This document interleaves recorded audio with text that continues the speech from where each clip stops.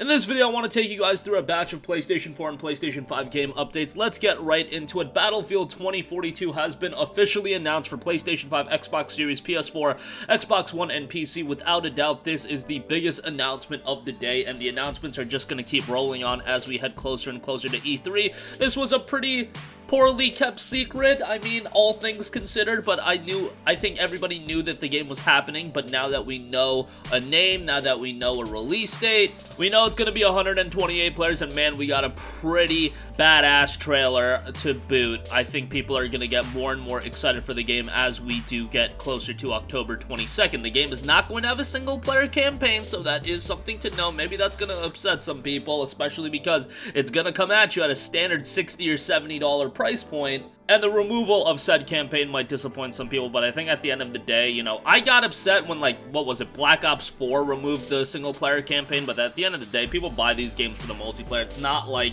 that's gonna hamper sales one bit. The description of the game notes, Battlefield 2042 is a first-person shooter that marks the return to the iconic all-out warfare of the franchise. In a near-future world transformed by disorder, adapt and overcome dynamically changing battlegrounds with the help of your squad and a cutting-edge arsenal. With support for 128 players, Battlefield 2042 brings unprecedented scale on vast grounds across the globe. Players will take on several massive experiences, from updated multiplayer modes like Conquest and Breakthrough to the all-new Hazard Zone. You'll fight in a world-transformed battle through epic, changing battlegrounds. Up to 128 players. Employ a cutting-edge arsenal, choosing and equipping your specialist. Choose your role on the battlefield and form a hand-tailored squads through the new specialist system. Based on Battlefield's 4 classes, specialists have one unique specialty and trait, but the rest of the loadout is fully customizable.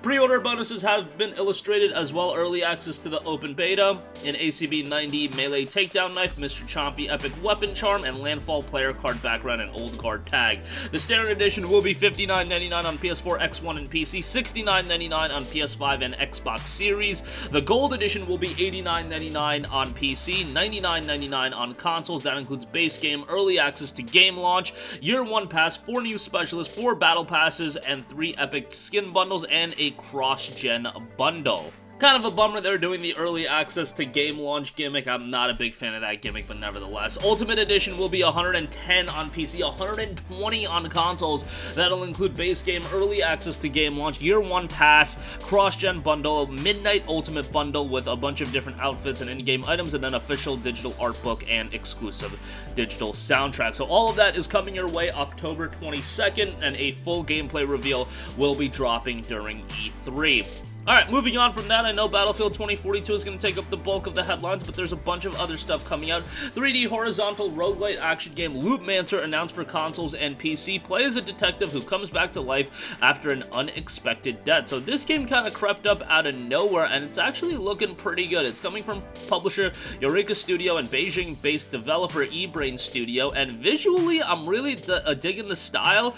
Kind of giving me vibes of like a Shadow Complex. I don't know if a lot of you guys played that, but really it reminded me of a little bit of Shadow Complex. But Loopmancer is a 3D platformer roguelite action game with realistic graphics that takes place in a cyberpunk universe. Players play as a detective, again, who comes back to life after being killed. The game features 7 finely crafted large stages, including Dragontown, which comes alive with holiday spirit in the evening, the bleak and gloomy village, the luxurious Tang Dynasty Hotel, the maritime bionic beings training base, and the biotech company. Developed with the Unreal Engine 4, the game depicts an eastern cityscape with cyberpunk aesthetics. It notes fast-paced battle action, and really the combat looking super fast-paced with a lot of flashing, dashing, and all that good stuff. Unlock new weapons and abilities through endless reincarnations to solidify and enhance your fighting skills. Unlock over 100 weapons, cast skills with prosthetic limb chips, and use tech items to defeat the enemy. Face over 30 enemies with unique behavior patterns, vicious gangsters, well-equipped mercs, crazy mutants whose neurocomp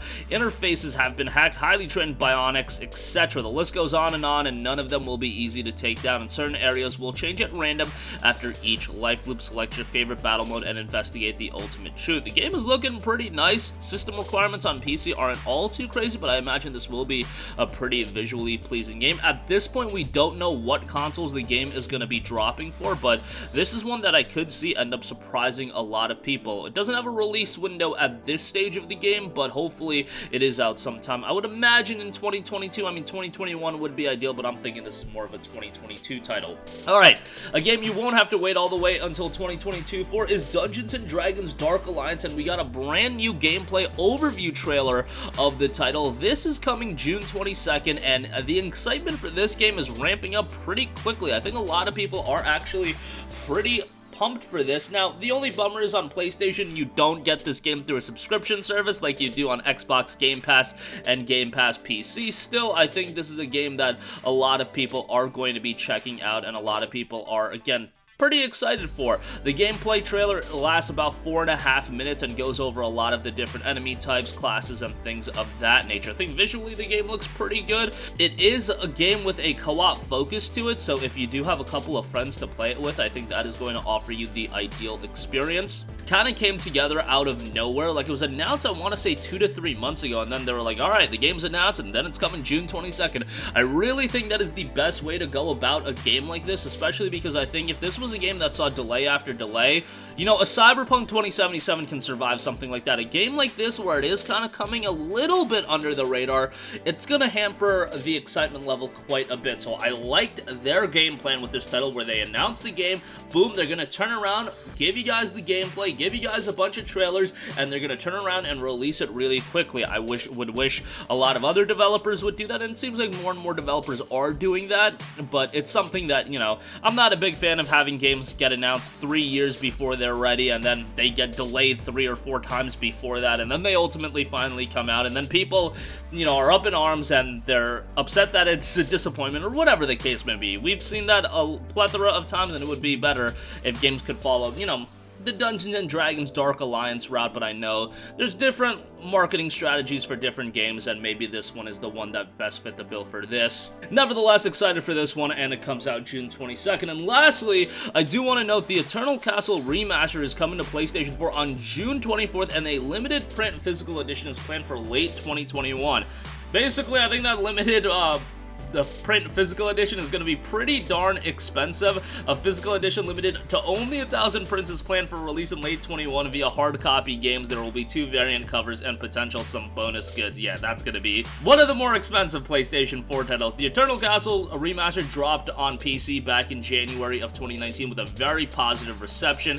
Very much a horror-driven experience with a very, very trippy art style here, but it will be coming to PlayStation 4 on June 24th. And that's going to wrap up this one. Again, the announcements and updates on these games are just going to be coming full force over the next week and a half, and honestly, probably for the rest of the summer. It's going to be a pretty busy summer, I think, for gaming in general. Battlefield 2042 coming October 22nd. Horizontal roguelite action game Loopmancer coming for consoles and PC. Dungeons & Dragons Dark Alliance gameplay overview trailer gives you insight into the gameplay of the title, and the Eternal Castle Remastered coming to PS4 on June 24th. That's going to wrap up this one. Sound off with all of your thoughts in the comments section down below. Thank you for watching, and goodbye.